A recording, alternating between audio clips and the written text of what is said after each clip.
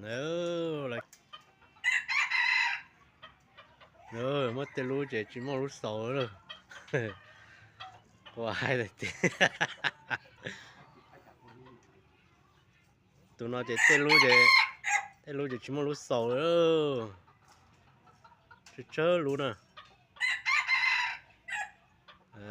Họ lú sầu chỉ sầu nó nè. Làm ó dùng trộn xe rồi. Cái lò xiên chùa rồi, cái nắm ó.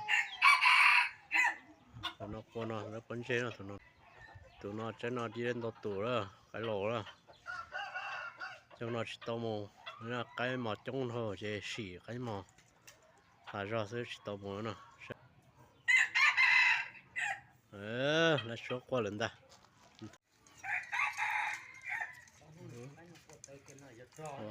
Cái plon để cái đa nữa.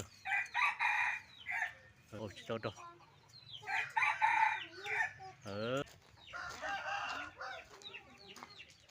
Cái đa đồng có tụi nó nè. Cái đa ý đùa tụi nó. Cái lo rong có cái đa nằm ó nè. Cái sang thế nào cho nó nè. Giờ mà cho bớt tài à. Tụi nó cái lon đóng nè.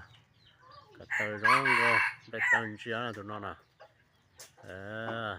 Cho nó chưa quá cho nó là sang đi tàu sân bay nó đó mà mất cho bao là cũng mất xỏ là cái ta thế nào nhà cái khu chỉ có nó chỉ nhà mình bằng thế nào nhà cái đa nó tự nhiên nó tàu nó rồi mình nhỏ nó tụi nó chỉ tàu đi nữa tụi nó nè tụi nó chỉ tàu đi nữa cái ý đồ cái plan mình té à cái luôn gì nó chỉ cho họ lười bớt chơi ngồi chỉ trong có hồ thế nào như bộ cái tí trở lại là chỗ bao giờ mới đi chưa lú trắng để lú ấy na hồng rồi nữa lo qua mình chỉ làm lú chặt tư chứ chúng nó có hoàn toàn thế ạ chúng có hoàn toàn tụi nó nè nó chỉ cuối nè cái gì sang thế nè cái nhắn để tép qua sân bay đi tụi nó nè nó chỉ là mất cho bao nhiêu cũng mất thảo là khi là nó chỉ nơi tất cả chỉ sử dụng để chơi nơi chơi trong nó thế nè cái xe nó đó số qua là thứ lại nè